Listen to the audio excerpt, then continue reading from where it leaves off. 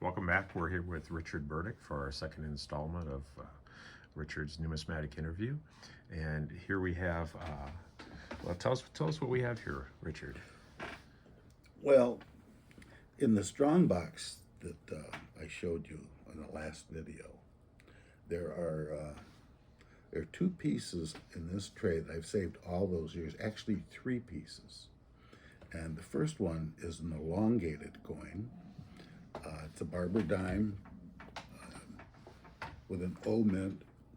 It's got an O or an S mint. You can see it right at 6 o'clock.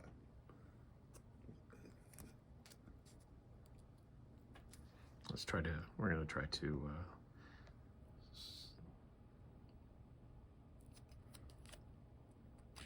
is that a Masonic piece? It is, but it has to do with the Lewis and Clark Exposition from 1905. That's called an elongated coin. That was in your strong box. In your little strong box from your great-grandfather. Yes. Okay. What else And did you have? another one is it's a medal that celebrated the Chicago Exposition in 1873.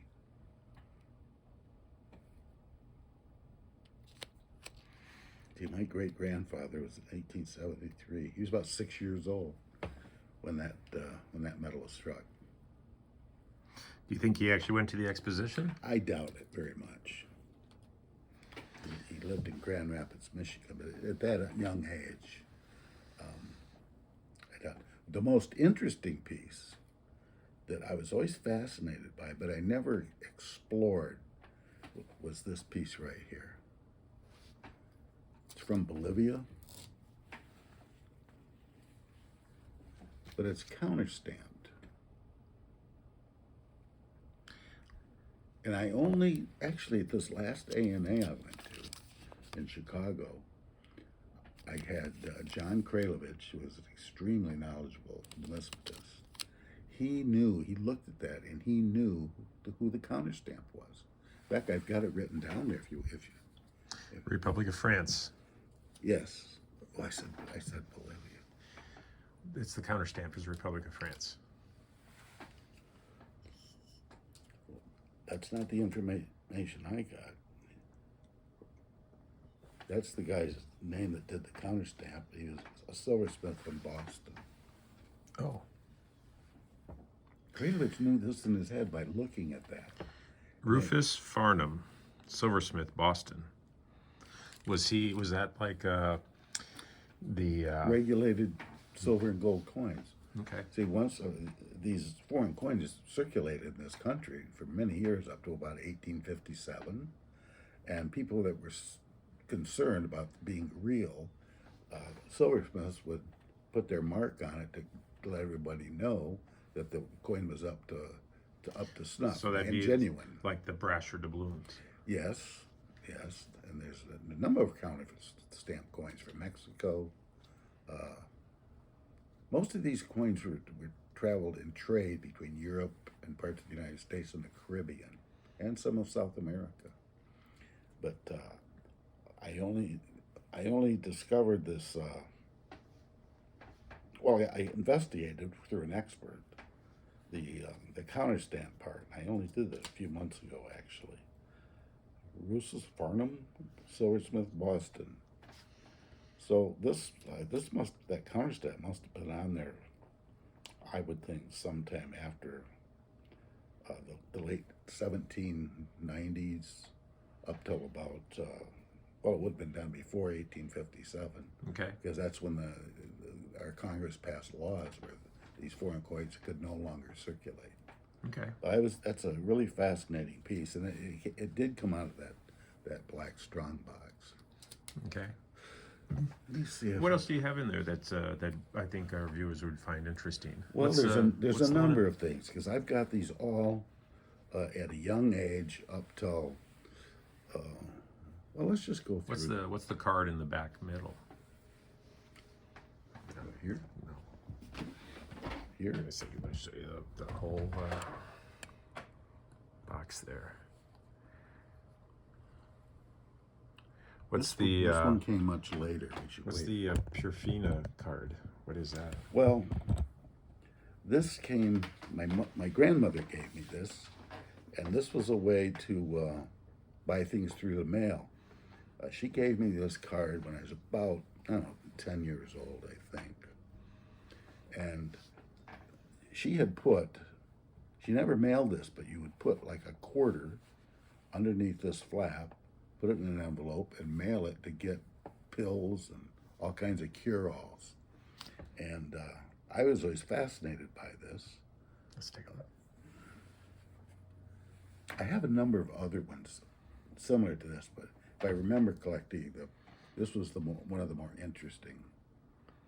So you would simply just put your quarter in there, and you could mail it to the druggist, and the post office wouldn't steal your quarter. Hopefully. Yeah. Do you have the quarter that was in there? Yes, right here. Let's take a look at that. I forgot the mint mark on that. It's a 1909. 1909 from Denver. Very nice condition. It is. Well, it was almost new. She probably put it in there in 1909 or 10 and just never mailed it in. Wow. See, my Grandma Mary had several things here. Now, another thing that she gave me when I was about 10 years old was a basically uncirculated Barber 1903 Old Mint Barber $50. And she found that. She got married in Chicago in 1903. She was born in 1878 in a sod hut in the Kansas Prairie near Nortonville, Kansas.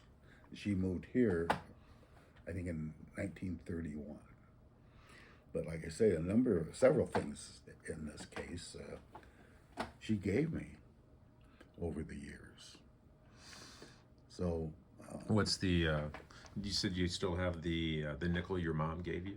Oh yeah, Let's right take a look here. at that. Yeah, she gave me that for my 7th birthday. Now, did she know this was a rare coin? No, it was just she wanted to give me something, and she probably took it out of that strong box. She never told me where she got it, but I put that in my Buffalo nickel book because it's a pretty decent coin. A lot of Buffalo nickels were worn off; you couldn't read the dates. But for this early year, that's a pretty decent coin.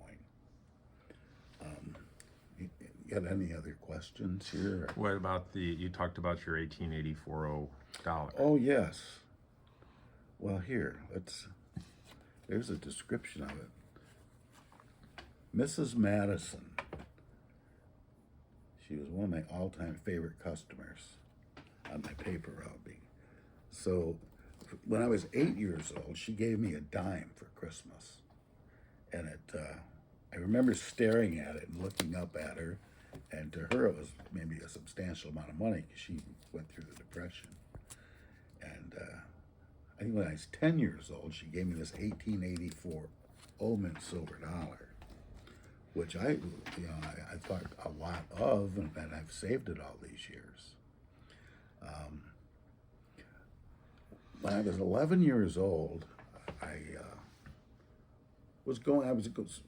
been going to the coin club meetings for about a year, and there was this young kid. He was maybe a year or two older than I was, and he had inherited his uncle's coin collection.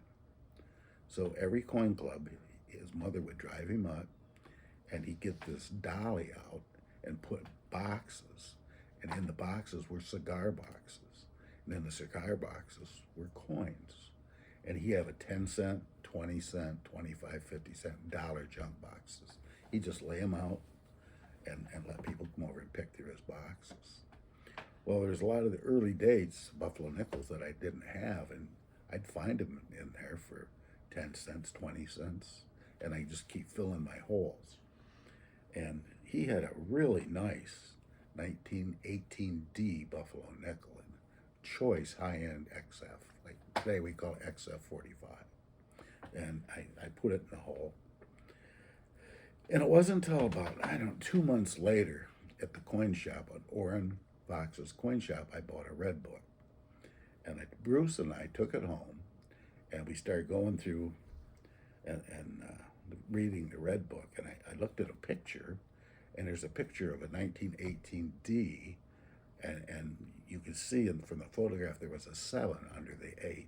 It's called the 7/8 variety. Well, I took my 18D out of the book, and I looked at it, and the coin matched the photograph. And this is a very rare coin, a valuable coin at this time. In fact, I mean, I paid 20 cents for it. And that kid's name was Joe Gennari, I think. And at that time, the Red Book said that coin was worth, I think, at least $300 or $400 in that condition. And it was the first really rare coin I ever owned. I saved that coin until just before I graduated from high school. And there was a guy in Coin World, he was called Mr. Buffalo. He was a dentist from Sherman Oaks, California. And he had a buy-sell ad for Buffalo nickels in Coin World. And the price of that overdate nickel had kept rising because it was a very rare coin. And by the time I graduated from high school, it was 1965. His buy price was $600 for an XF. And I called him up on the phone, told him what I had, and he said, well, send it to me. If it's nice enough, I'll give you the $600. So I sent it to him. He looked at it, he called me up, he says, I'll give it to you for $600. And I said, you know, this is a high-end XF. It's got a full horn. It's never been cleaned. It was a very nice quality coin, and I'm not going to sell it for $600. So he offered me $650, and I said, no, just send the coin back. And he says, well, this took 3 weeks to go by because I wouldn't hear from him for a couple of days. He called me back. So he went up to $750, and I wanted to sell it because I wanted to buy a car. So I was going to graduate from high school in a couple of months. And I kept saying no. He said, well, what do you want for this? I said, it's going to cost $850. And he finally said, okay. And he sent me a check for $850, which my parents couldn't believe. I couldn't believe it. This was a lot of money back then. And I went out, I bought a 1956 Chevy 2-door, really nice quality car. It cost me $400. Wow. And that's where I spent half the money. And, well, the other half of the money, I spent it on beer and rubbers the rest of the summer. You have to cut that.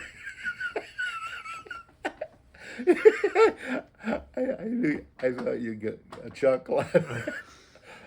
So you'll have to cut that, okay. All right. So let's go back. Let's go back to what else do you have in this tray here? So. Well, there's another good story about, I did a lot. I found the overdate nickel when I was 11. Mrs. Madison sold me a 1851 gold dollar, which I later sold for $150. And let's see, we talked about the nickel. What are these two silver dollars here? Those we should do later. Okay. I'm leading up to that point. So. What about your Battle Creek Centennial? Did you actually get that from? I rode my bicycle downtown. There was like a parade, and I think I got a whole roll of these. I think they cost me 25 cents a piece. I think that's what. I got like 20 of them in a roll. And I've only got 3 left. Because I gave them away or traded them for something else over the years. These are in particularly nice condition, though.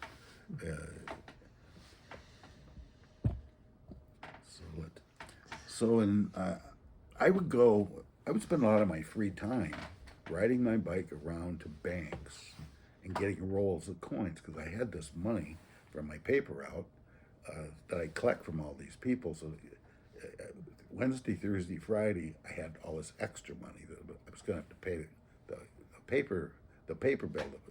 And so I'd ride my bike. I'd sit on my bike and just go through finding Buffalo nickels, 38S, 39D, and S. And I'd say would find extras, and I'd use those to trade for other coins. I never did find a 50D, but I started. You could get silver dollars for $1 a piece, and sometimes I'd get a whole roll and take them home and look through them. Once in a while, you'd find something, but nothing. Never found anything rare until later in life. But I collected Morgan dollars. I mean, you could get a lot of them for $1 a piece. That's what that's all they were worth back then. Right. So, Well, we were still in the silver standard at that time, weren't we? yes, until we went off the silver standard in 1968. Yeah, for silver. Then the gold Nixon closed the door on gold in like 1971, I think. So, anyways, there's some silver dollars here. Well, of course, there's the one Mrs. Madison gave me. But these silver dollars, most of the rolls of silver dollars that I get from the bank would have a guy's name on it. I forget. There were two brothers, McDonald, that was their name. And they had a lot of money, and they would go to all these banks. And when you would return the coins to the bank, you had to write your name, address, and phone number so they know where that roll came from. So a lot of the rolls of silver dollars would have these other guys' name on it. Of course, they picked out all the good coins. I never found that much. So I told my dad about that, and he said, well, he's got an old high school friend and a golf partner that was the president of a bank just a couple of blocks from where we lived. So we went down to talk to him about it, and he said, my dad says, well, how can Richard get some silver dollars that nobody else has gone through? And the banker said, well, it's easy. I'll call him up, a Federal Reserve Bank, and we'll have them shipped in.